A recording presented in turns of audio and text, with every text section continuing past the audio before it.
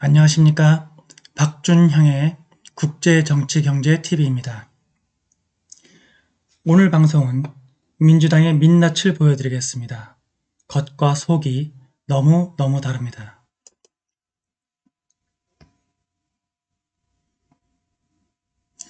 민주당 하원의장 펠로시가 감시해야 할 기업의 내부 정보를 획득하고 주식 투자를 해서 떼돈을 벌었습니다. 또한 펠로시가 발의한 소위 자유투표법은 내용을 보면 선거법 개선이 아닌 계약입니다. 다행히 미국인 대다수가 현명하게도 민주당과 펠로시의 사악한 의도를 꿰뚫어보고 있습니다. 방송 시작하겠습니다. 구독, 알람, 좋아요 부탁드립니다.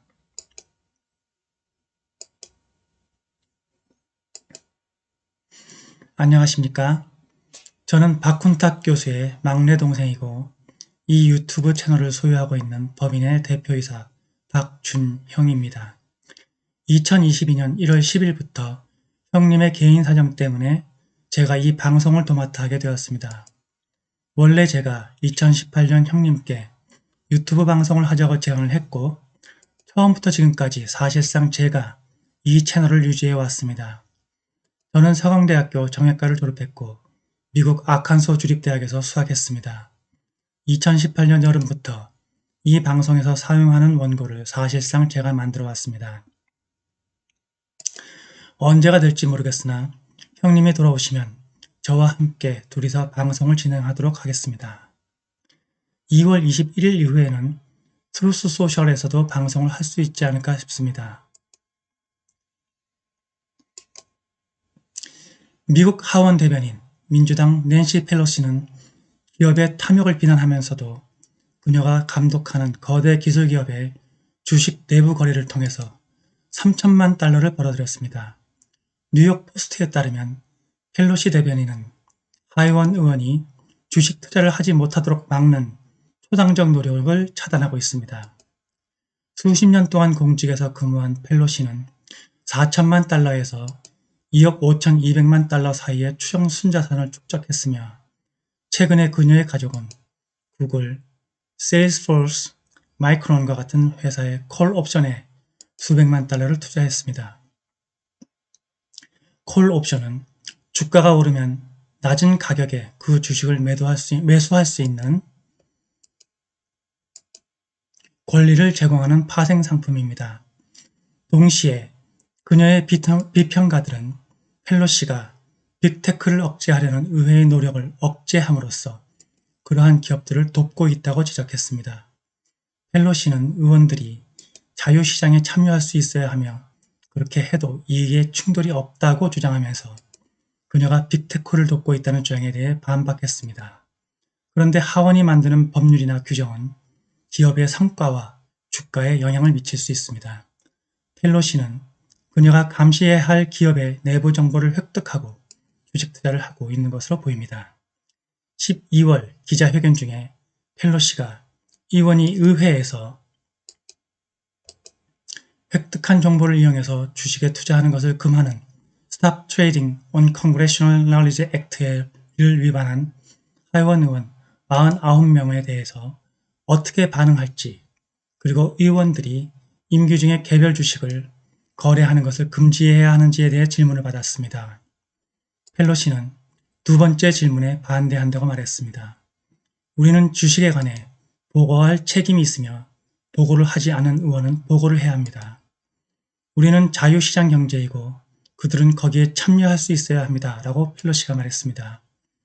그녀와 그녀의 남편은 세계 최고의 주식 투자자입니다.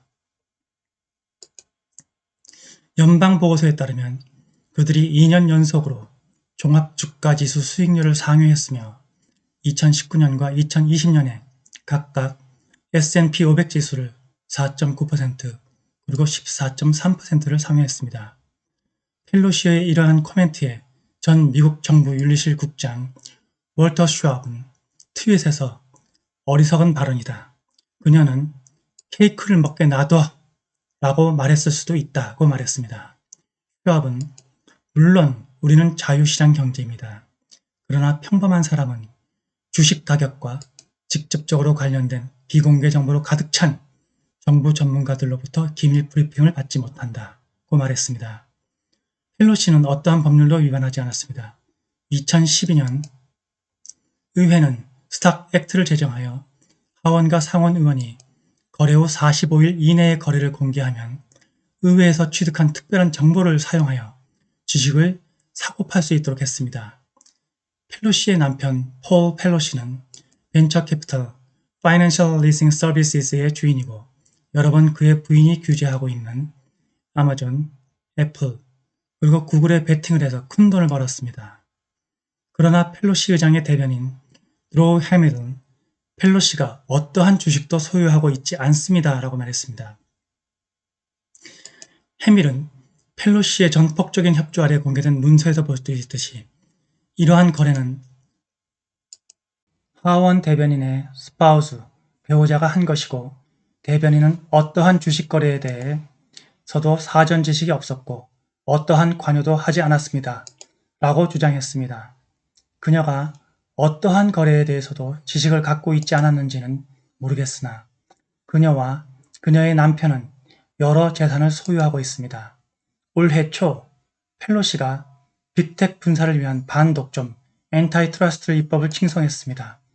그녀가 공개적으로 기술 독점을 비난하지만 비공개 소식통에 의하면 전혀 다른 이야기가 전해지고 있습니다. 뉴욕타임즈에 따르면 펠로시가 애플의 CEO 팀 쿡과 독점 금지법에 대해 의논을 했으며 다른 소식통은 하원 대변인이자 하원 의장이 자신이 관리해야 할 회사로부터 동시에 직접적인 이익을 얻는 것은 좋은 모습이 아니다 라고 말했습니다. 뉴욕포스트는 지난주 금요일 사설에서 지금쯤이면 대부분의 사람들이 펠로시가 자신을 누구보다 우선시한다는 사실을 알고 있습니다 라고 썼습니다. 그녀가 어떻게 마스크 규칙을 반복적으로 무시했는지 기억하십니까? 노골적 이해 충돌에도 불구하고 수천만 달러를 계속 모으는 것은 노골적인 부패일 가능성을 높입니다. 라고 이 사설은 일갈했습니다.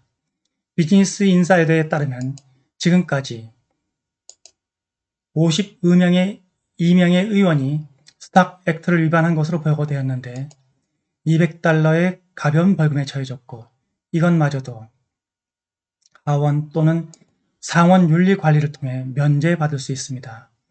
펠로시의 무서울 정도로 너무 다른 겉과 속은 여기에 그치지 않습니다. 그녀는 일요일에 CBS의 페이스 네이션에 출연해서 공화당 의원을 비난하면서 선거 무결성법 Election Integrity Law를 통과시키려고 시행하려는 민주당의 노력은 1월 6일에 계속이라고 말했습니다. 펠로시 의장은 진행자 마거렛 버넨에게 헌법과 민주주의를 지키는 것보다 더 중요한 것은 없다고 말했습니다. 그녀는 공화당이 전국에서 하고 있는 일은 실제로 1월 6일에 저지른 만행의 입법적 연장입니다. 그것은 우리의 민주주의를 훼손하고 선거 무결성을 훼손하고 민주주의의 본질인 투표권을 훼손하는 것입니다. 그래서 우리는 그 법안을 통과시켜야 합니다. 우리가 미국 헌법을 지지하고 방어할 수 있게 해주는 것은 이것보다 더 중요한 법안은 없습니다. 라고 펠로시가 주장했습니다. 문제의 법안은 자유투표법 Freedom to Vote Act인데 2020년 11월 선거 이후 공화당이 지배하는 주에서 몇몇 선거개혁법이 통과된 후에 민주당이 도입한 것입니다. 이 법안은 CNBC가 보도한 바와 같이 자동 유권자 등록을 전국의 표준으로 만들고 수검자들에게 형을 마친 후 투표권을 부여하며 선거일을 공휴일로 지정하고 조기 및 부재자 투표를 확대할 것입니다. 펠로시가 언급한 자유투표법안의 속을 들여다보면 이것은 자유부정투표법 Freedom to Cheat Act입니다. 2021년 초 민주당은 각 주의 선거를 주 정부가 아닌 연방정부가 관리하도록 하는 HR1 법안을 추진하다가 실패했는데 펠로시가 갖고 나온 자유투표법이 바로 그것입니다. 구체적으로 자유투표법은 36개 주에서 통과된 유권자 ID법을 폐지하고 유권자의 신분을 제3자가 확인하면 자동으로 유권자 등록을 해주자는 것인데, 이렇게 되면 불법 이민자가 유권자 등록을 할 수 있고 대대적인 선거인 명부 오류가 발생하게 됩니다. 또한 이렇게 되면 유권자 등록이 당일에 이루어져 선거관리관이 유권자 신분을 확인할 시간을 갖지 못하게 됩니다. 또한 이 법안은 중범죄자가 출소하자마자 즉각 투표를 할 수 있게 하고 각 주의 투표구 확정권을 주 정부에서 연방 정부로 넘길 수 있습니다. 유권자들은 민주당의 속임수를 꿰뚫어 봅니다. 그들은 이것이 진정 무엇에 관한 것인지 알고 있습니다. 즉, 우리의 선거 시스템을 근본적으로 변화시킬 연방 권력의 장악입니다. 미국인은 자유투표법이 폐지하려고 하려는 바로 그 정책을 압도적으로 지지합니다. 브렌다 지아니니와 엑시스 리서치가 2021년 4월 22일에 발표한 여론조사에 따르면 유권자의 절대다수 68%가 연방정부가 아닌 주의회가 해당 주의 투표 규칙과 규정을 결정해야 한다고 생각합니다. 유권자의 대부분인 81%가 유권자 아이디법을 지지하고 이 법을 지지하는 아프리칸 미국인이 13%포인트 증가했습니다. 미국인들은 우편 투표와 사전 투표보다는 당일 투표를 원하고 모든 개혁의 주요 목표가 공정하고 유권자 사기가 없는 선거를 만드는 데 초점을 맞추길 원합니다. 오늘 방송은 여기까지입니다. 감사합니다.